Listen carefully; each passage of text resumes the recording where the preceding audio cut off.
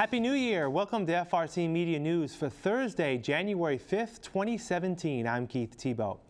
We'll review yesterday's inauguration of Bristol County Sheriff Thomas Hodgson. We talk about a new hire in Government Center and talk up this year's Fall River Fitness Challenge. Joining me to talk about the headlines issues of the week is digital news editor at the Fall River Herald News, Will Richmond. Will, Happy New Year. How are you? I'm good, Keith. Thanks, and Happy New Year to you. Yeah, thank you for joining us again. Last week we did our year in review, and now time for a brand new year of news here at FRCmedia News and at the Herald News. I actually want to start with a very scary incident yesterday in the city's far south end. Construction crews doing work at the Old Harbor Mall, starting the work to renovate it to the South Coast Marketplace, inadvertently struck a gas line. And there was a gas leak in the area, and it forced the evacuation of the Laterno School. And by all the indications, Will, looks like, fortunately, no one was injured. There was no incidents in terms of the gas leak, but it was a scary situation for quite some time. And I think the school department officials and those at the Laterno School handled it very well. Yeah, they, everyone seemed to move pretty quickly from the responding fire department crews. Who pulled the initial alarm to begin evacuating the school. It seemed there was a pretty orderly evacuation to get them to the nearby church, and then from there, they bused 700 or so students from the south end of the city up to Durfee. From all appearances, things ran very smoothly. About 500 kids were picked up at Durfee by their parents. Those students that weren't picked up were going to be brought back to the school around normal closing time, and then the normal dismissal process was going to take place. So, it sounds like everything ran pretty smoothly. As you mentioned, there were no injuries, which is always good. So yeah, on the school end, certainly seems things went very well yesterday. But on the construction end, there's got to be some anxiety when something like that happens, and fortunately it doesn't happen too often. And according to the story that you have in the Herald today, it talks about that this gas line which they struck, part of it wasn't part of their plans. It was in the plans where they were digging, and it caught them by surprise. And I guess in many instances, I'm surprised it doesn't happen more often. Well, we're working today actually to find out what the case is over there, why that may have been the circumstance, if in fact the line was or was not marked by DigSafe and anyone else. So I mean, at this point, I'm not sure if it's clear if that was the case or just the claim of the contractor, the contracting company over there that's working on the mall site. So that's something we're kind of looking to dig a little bit more on today. Right. And of course, as you said, no injuries, no one was hurt, and everything worked out well. Tough way to start school, though, after a day back in school and you have this event happen. But again, kudos to the Fall River School Department and those at the leadership at the Laterno School for keeping a level head and having an emergency plan and working it to its success. All right, let's move on. Bristol County Sheriff Tom Hodgson was inaugurated for his 4th term in office last night right here at Bristol Community College. And you'll be able to watch the entire inauguration ceremony on FRC TV and check our schedule for the next time it will air. But the sheriff has actually made some news last night during the event. He was talking about the use of inmates to which he has done for many years for local projects, street cleaning crews, highway cleaning crews, and the like. But he mentioned a program called Project NICE, which stands for the National Inmates Community Endeavors, which is a group that is looking to organize nationwide to have inmates help out in cases of natural disaster emergencies, help with cleanup and the like.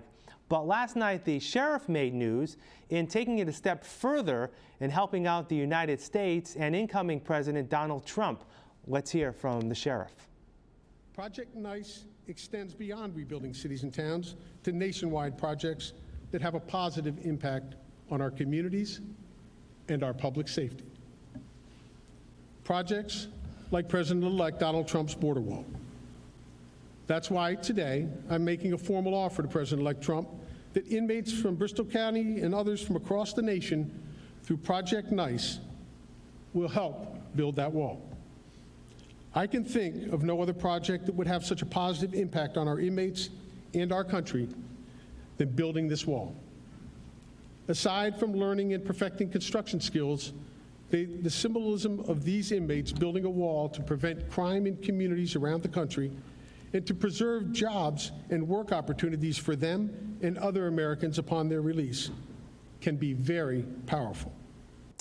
Sheriff Tom Hodgson last night during his inauguration. And Will, you know, for those of you who don't know, Sheriff Hodgson is a Republican, a staunch Republican, supporter of Donald Trump, and a strong Republican advocate in this region for many a year. He raised some concerns on the part of some people, and I know there have been some reports that the ACLU is not too happy about Sheriff Hodgson's edict, that what he wants to do with building the wall. What have you found out about this? Yeah, so probably not surprisingly, there's a division on this that does follow some party lines as well. People who are on the more Democratic side of things are not too enamored with this idea. You know, we had a tweet in response to our story this morning from Congressman Joe Kennedy questioning the need for forced labor. You know, in his words, Kennedy's tweet included the words forced labor on the wall. So not surprisingly, there's some who have taken that side. Republicans seem to be back in the idea. You know, so not a shock there, and we're continuing to even gather more comments as we go forward. But generally, from the side of the inmates, organizations that serve to advocate on their end, they're not happy with this idea. We'll certainly have to see how far it goes, but you know, at this point, the building of the wall isn't even certain. So Right. we'll see. But you know, it's grabbed the sheriff a lot of attention. He's been mentioned on the Fox News channel today. He's had coverage in Rhode Island, pretty much all of Massachusetts with this plan as well. So at least from a publicity standpoint, I think the sheriff has probably gotten most of what he was looking out of this. Right. And you know, the sheriff, of course, has been in the news in the past with the chain gangs, if you may remember that story from a few years ago. And he also mentioned the possibility of revisiting the $5 per day fee to charge inmates access to the canteen and other areas of Bristol County. That was struck down by the Massachusetts Supreme Judicial Court back in 2010, but he says he's also looking at maybe seeing if legislation can be passed so we can reinstitute that $5 fee. So Sheriff Hodgson making news, as he's been apt to do in years past, and being very provocative in expressing his views, in this case on immigration, but also on others in the past. But we'll continue to follow this as we move along. All right, it is 2017. It's a local election year here in the city of Fall River, and it's never too early to talk local politics. I know in the Herald News this past weekend, Will, you had a story with Mayor Jaisal Correa looking at his first year in office. The mayor talking about some of his accomplishments and some of the things that maybe surprised him. Was there anything in that piece that actually surprised you in terms of how the mayor saw himself his first year in office?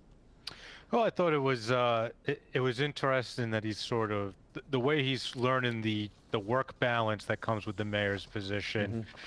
Certainly, he's not the first person in the mayoral chair to kind of talk about that need to, that sort of day-to-day work of leading the city and making the decisions that matter versus the sort of politicking end of it, the handshaking, the events to attend, you know, the meetings, the neighborhood meetings to go to, and those kinds of things. But you know, in some ways, while it's not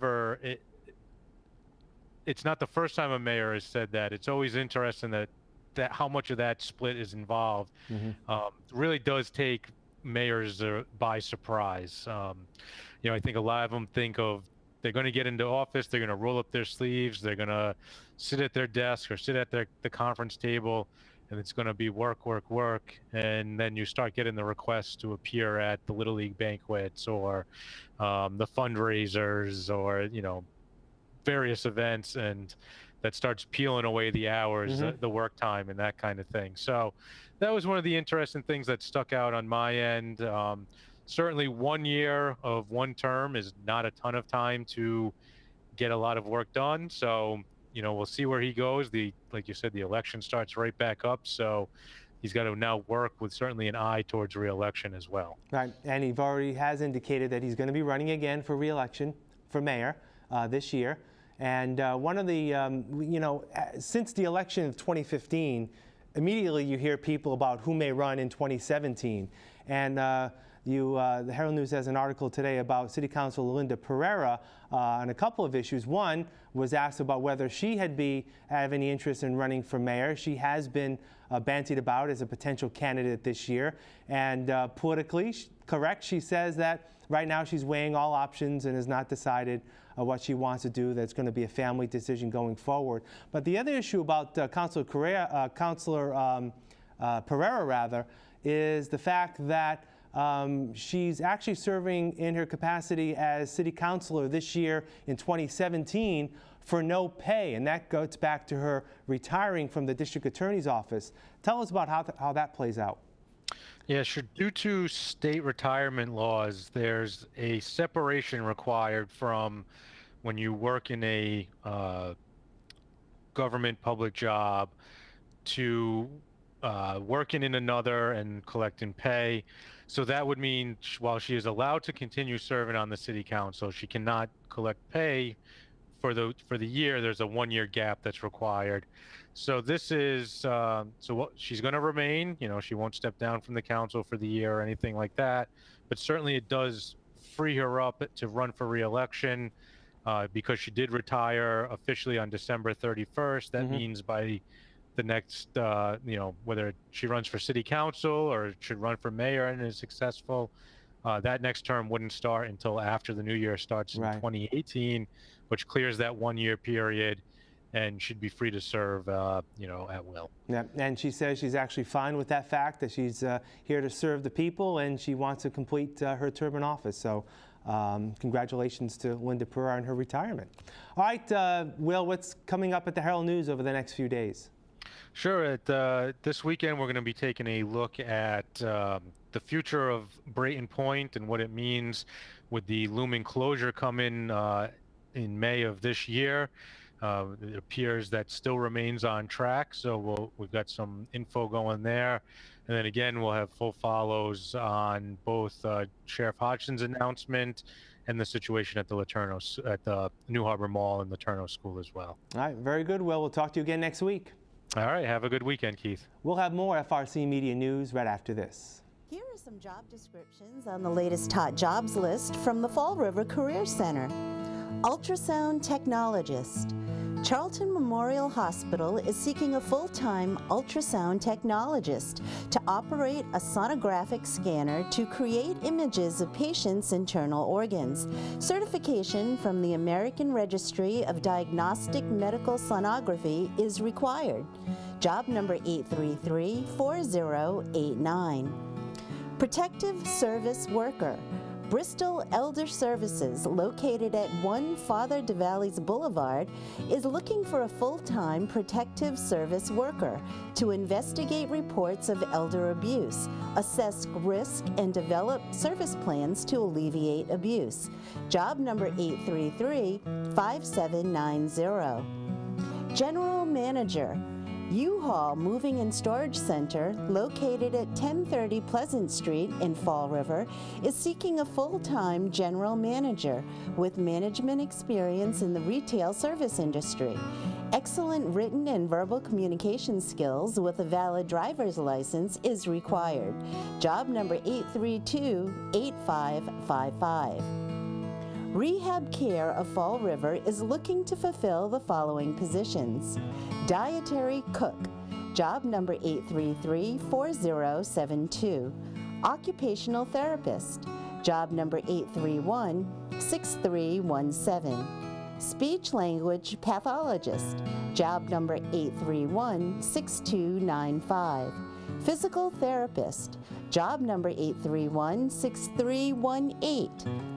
For more information on these or other positions, visit FRCmedianews.org or call the Fall River Career Center at 508-730-5000. Welcome back. Fall River City Administrator Kathy Ann Vivera says the Career Administration welcomed a new employee recently, new city engineer J.R. Fry.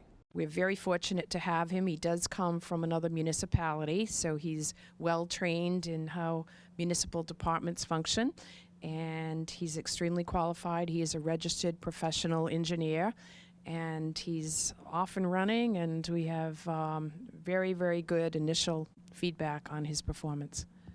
And this was a replacement, correct? Yes, our longtime city engineer, Byron Holmes, retired, and so we had to do a search. And JR did respond, and JR has been working with Byron through the transition period, but again, he's extremely well qualified and a young gentleman. We're happy to have him. The much publicized combined sewer overflow project in Fall River is moving along as planned.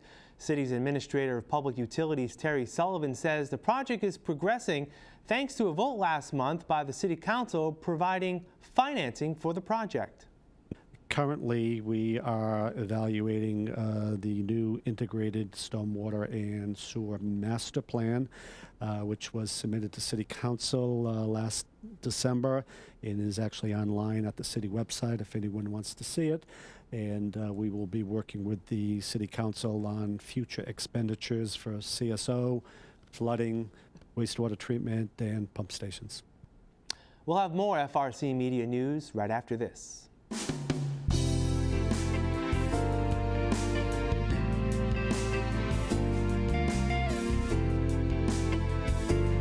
Hi, this is Badger. Badger is 11 months old. He's still a baby. He is in a Portuguese Padengo. That's how you say that. So it is a definite breed of a dog. He's very energetic. He absolutely loves to play and run.